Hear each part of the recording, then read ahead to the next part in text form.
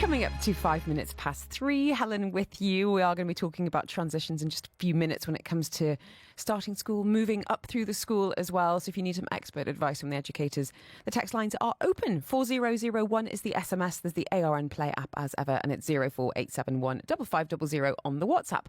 Now, if you're getting in touch with any questions, you can leave your name off. You'd rather be anonymous, but I do need your name if you want to win 4 tickets to come and see this. Maybe they're not as bad as we think they are.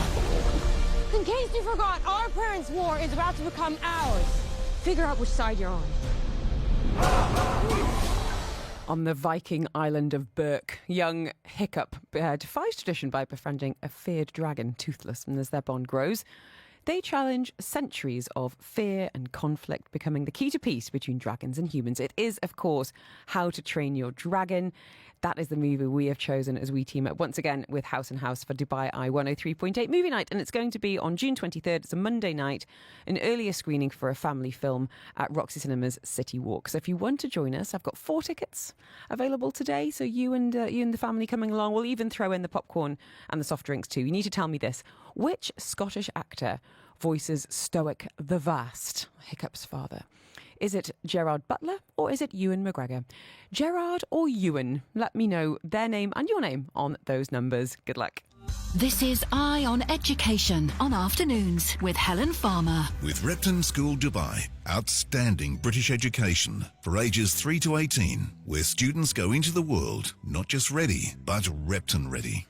Oh, it makes me feel nervous. We're talking about our little ones kind of starting school and moving up through the school. And actually, it's not just a milestone, it's a major moment in a child's development. You know, that leap from early years into prep comes with fresh routines, higher expectations, lots of big feelings. So how can we make that transition as smooth and supported and successful as possible, both for kids and us as parents? So maybe you're new to Dubai and you're navigating different curriculum for the first time, or indeed the kids were born and raised here. We're joined today by Charlotte Grieves, who's the head of prep at the Royal Grammar School, Guildford, Dubai. As we're going to be exploring what really helps children thrive as they move up that ladder of learning. Charlotte, you're well practiced at this, so I'm glad you're on hand to help us out a little bit. And I guess maybe we should start by understanding why that move from early years to prep is such a pivotal moment. You know, it's not just academic, but it's emotional as well for children. It's very, very emotional. We've just had our step up day, which was on Tuesday, and it's the most amazing emotional day, not just for parents and children, but for staff as well, where we're seeing them go off from the FS area into a brand new area. And at RGS, they walk across the central area. It's lovely, and they go into this very different space where their independence has to grow. But we don't take it lightly. We really take this step by step, and it's well prepared for. And we start preparing for this about 6 months ago. And it's just, yeah, exactly. And just little things. So it might be that they might go to the library and some of the older children are up there. It might be that they go across unwillingly, knowing that that's where they're going to be. So they start to meet the teachers, and the teachers come down and read stories to them and things like that. So the actual planning and preparation starts a lot longer before Tuesday, yeah, they're ready. I always get kind of quite surprised when I see the little FS kids at my daughter's school, because they're just these little tiny dots. You know, they're miniature, and then, as you say, kind of starting year one, and I guess that kind of the big school, you know, it does mean more structure. And you said independence there, Charlotte. You know, could you explain a little bit about, you know, what might be happening come end of August, in those first few weeks or two where a child is adjusting to a new space? You know, how do schools make it feel safe and exciting, but not overwhelming? Yes, so what we do here is we have what we call a transitional curriculum. So when they do move to year one, it's not just about going straight into maths, English and science. There is still an element of continuous provision where they're allowed to play and explore. So it's not a huge change. It has to be a drip-fed change for the children. And it's really important that they might now be carrying their own bags. which is a big difference. We try and encourage that when they're walking in the school that they've got their bag on their back. We try and encourage that over the summer they perhaps practiced putting their shoes on, packing their bags, all of those things that actually, where there's not that additional, we have lovely nannies in the classroom in FS that help with all of those things. We get them ready. So when they do move across to that corridor, they're really ready to just be independent, and it actually is the parents that are more difficult because they want to do everything for their children and they really do, and I love that, but it's actually parents letting go of the reins is actually probably the harder part, because I think they forget that actually they can do more than we think they can. I think you're being very diplomatic there. But I would also say, whether it's, starting school or starting nursery, as parents, it is completely normal and completely understandable. We carry our own experiences with us. We know whether we enjoyed school or not, whether it's like, oh my goodness, it's going to be so exciting. We get our kids all hyped up and they go, oh, this is not as good as mum said it was going to be. Or you've got the talking about big school and building it up, and our own anxieties spilling over into conversations. And it's quite hard to stay, neutral, but also positive about these things, because we carry our own memories into it. And what about, in my mind, I think of FS, as you said, being very playful, being, they're up on their feet, they're moving around the classroom more freely, much more sensory experiences, and then, starting that next stage of school, they're probably having to sit down for longer. There'll be longer times of concentration and things like that. How do the teachers help children adjust to learning, I guess, in a different way, Charlotte? Yeah, so it's actually in smaller groups. So we don't do whole class teaching at RGS. Right through the school, we have what we call peeling off. So we do have small groups. So they aren't actually sitting down for a long period of time.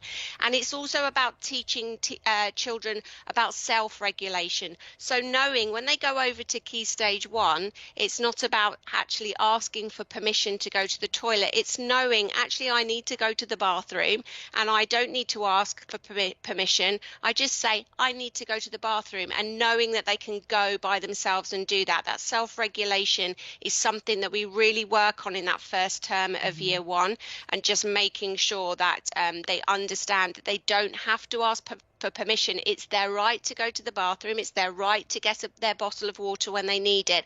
But knowing that actually, that doesn't come with, oh, I've been to the toilet now I'm going to go again in 5 minutes. It's about understanding I need my breaks, when I need my snacks, all of those kinds of things. So yes, that is really, really important part of that. Charlotte, we've been talking about children going from FS in the same school into year 1 in the same school. But we have an awful lot of people arriving in Dubai who might be starting school for the first time and might be completely unfamiliar, and maybe even unfamiliar with British curriculum. What advice would you give to someone who might be really, fresh off the plane and looking at that social side, both for the kids and I guess for them as well? How is that taken into consideration? It's really important that from the moment that you have signed and you're in the school, that you have that regular contact. So again, right from when a child has registered with us, we have different points within the year, and certainly in term 2 and term 3, where the children have the opportunity to come into the school and see the school. So on Step Up Day, we had all of our new children come as well that could be here with us and come into the school and meet their friends, see the environment. We also met with the parents, so they understood what RGS is all about. So it's not new to them when they land in August. We also encouraged a lot of our parents to come out in the half terms or the Easter breaks and come out and see the school in action. And it's just spending that time. And what you should really be looking at from a school is that relationship starts very, very early on, from the moment you've signed and you're in. And, it's really, really important that you've got that relationship. So I meet every single child before they join the school. Wow. And whether that's online or whether that's that they coming in. And it was wonderful to see them again on Step Up Day. And then we will do something for the children that are in the UK or coming from across the world. We will do an online session with them as well. And I think it's really important to actually emphasise, what is at our fingertips now. If you're not able to come into the school, you mentioned online, meetings there, and for them to have even one friendly face in you when they arrive, but, to be able to look at pictures of the school, videos of the children in the classroom, on the sports field, what the uniforms look like, it can make it feel so much more real and tangible, rather than we're moving into a completely different country. Here's a school you've never seen, and it's going to be a room full of strangers. So we are blessed in that sense in 2025. We really are. I'm going to keep Charlotte Grieves with us today from RGS. Going to talk a little bit about some of the common bumps, separation anxiety, longer days, of course, for little ones as they get into year one as well. And yes, what can we be doing as parents to keep things smooth? Routine tips too. Any questions, any advice, of course, you can reach out on 4001. Dubai Eye 103.8 traffic. With Yas Island Abu Dhabi. Stay at iconic hotels and play at record-breaking theme parks. Book now on yasisland.com. Milani, it is 3:15. What's happening on the roads? Hello, everyone. Rush hour traffic. A couple of accidents in Dubai. There is one on Hessa Street. This is in front of Jebel Ali Racecourse if you are heading towards the E44 and JVC. Another one on Rabat Street. This is around Nad Al Hamar area heading towards Festival City. And traffic on the E11 and the E311. Heavy traffic now on the Sheikh Mohammed bin Zayed Road coming from Mirdif area until you reach Industrial Area 15 in Sharjah. Same scenario on the E11 around Dubai International Airport and again around Al Nada heading towards Al Majaz in Sharjah. If you want to add anything else, text us on 4001. Please drive safely. Thank you, Milani. Dubai Eye 103.8 traffic. And just a little reminder that on a Thursday, it's a bit of a different day. As we said, it's Eye on Education. So with two separate podcasts for our first hour today, as we were talking about egg freezing, fertility preservation, that is under Afternoons with Helen Farmer. And then as we've been discussing dyslexia with Grania and hearing some real life stories too. And of course, transition times as we're talking now. That is Eye on Education on Apple, Amazon, Spotify and the Dubai Eye website too. More of Afternoons with Helen Farmer is coming up next. On the UAE's #1 talk.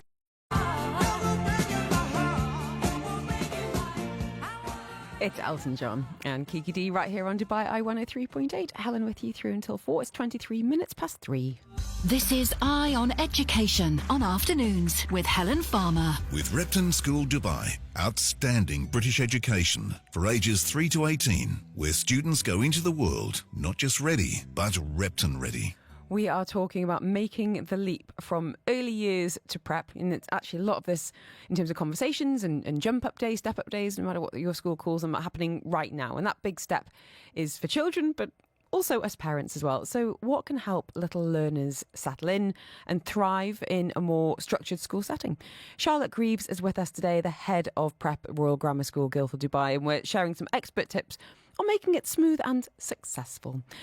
We often talk about successful transitions, but what does that actually mean in real life, Charlotte? Are there any specific signs that a child is adapting well? Yeah, I mean, if they're talking confidently about learning, they're excited. It is also if they're showing that they're nervous. I think it's really important that we are acknowledging their emotions and acknowledging how they're feeling. So really listening to your child, and you know your child best as parents, and then really engaging with the school and being engaged with what the process is and understanding that. There is an absolutely amazing book I would love to recommend to parents. It's called When the Parents Change, Everything Changes. It's by Paul Dix, and it's actually based on his first book, When the Adults Change, Everything Changes. And it's how, we react as adults. So it's making sure that when we're with our children, that we're supporting them and understanding them in that process of moving up. And then I guess on the flip side, what are some of the common bumps in the road that you can see at this age and stage? And how do good schools help smooth out those bumps, Charlotte? Yeah, I think it's if you know that your child is, not quite socially ready or not able to socialize with children. So it's making sure, do you provide play dates? Is there anything that you know that you have at home that supports them when they're coming into school? So I know a few of our children, they might bring in fidget toys, or they might bring in a teddy that actually reminds them of being at home. And that is really important, that a school understands that. They understand what's personal to that child. It's also that moving away and letting go of mum and dad, especially even if they have been to nursery, that can be difficult because it's a much bigger school. It's much larger. And when you come to our school, it is quite, dominating for children. And so it is important to understand that, and just really, really communicate if they're showing any signs at home, that you communicate that with the teacher and with the school. Let's talk about parents. I want to borrow some of the tips from that book, Charlotte. The role that parents play in helping things go smoothly. It's not just about, a quick squeeze goodbye, at drop off, but it can be the weeks and even months before that as well. What would you, in an ideal world, love us to be doing now in June to prepare for the beginning of term? For me, really, really speak positively about education in itself and learning and making that exciting. Even if you set up at home, so you probably laugh at me, but my daughter, her room was like a classroom for me. I think that's because I was a teacher, but I had the room set up so she had a little reading nook. She came and read to mummy and daddy. We made it exciting for her to be going to school, and it is we haven't been at school for a long time, parents, so it's about, you've chosen the school and you're putting that trust in the school, and it's about making that exciting for your little one. If you've got older siblings as well, get them involved, holding their hand and taking them to the classroom. That is they look up to brothers and sisters, and I think that's great. We love seeing the siblings together and dropping each other off, and I think that's really, just get the whole family involved. Then go on Skype afterwards and talk to Nanny and Grandad and tell them about the amazing day that you had, and really just get everyone involved so everyone gets excited about it. And when it comes to those drop-offs, I'd just like to say from a personal point of view, I know how upsetting it can be to be leaving a screaming child in a classroom who, feels like the world is ending and they're sounding like it. And then within 5 minutes, you're getting a message from the teacher saying, she's absolutely fine, Mrs. Farmer. And I'm sitting in my car crying, my whole day completely ruined, thinking I'm an awful mother for taking my child to school before she's ready. No, they're absolutely fine. But, it's very easy for a difficult drop off to spill over into the rest of our day, and I guess I'm just saying it's very normal to be upset by it. But yes, they're very quickly distracted by their teacher and all the amazing things that are going on. We're the ones that have to carry it with us for the rest of the day. And it's different. It's even with the older students. I got emotional this week when I saw my year sixes go up to the senior school and see them, hand take off their prep tie and wear their senior tie for the first time. So it is emotional, but it's important. Those emotions are fine. They're a good thing. We are going to be talking about the transition into senior in just a minute. But lastly, Charlotte, if any parents are listening going, is my child actually ready for this? What would you say to help reassure or guide them? They absolutely are ready, and just to have that trust in the school, and have that trust in your own children. Mm-hmm. Exactly. You've chosen a school for a reason. And I think that positivity, that framing, that communication, that excitement, we're talking about this now in June for a reason. We're not talking about it the week before school starts.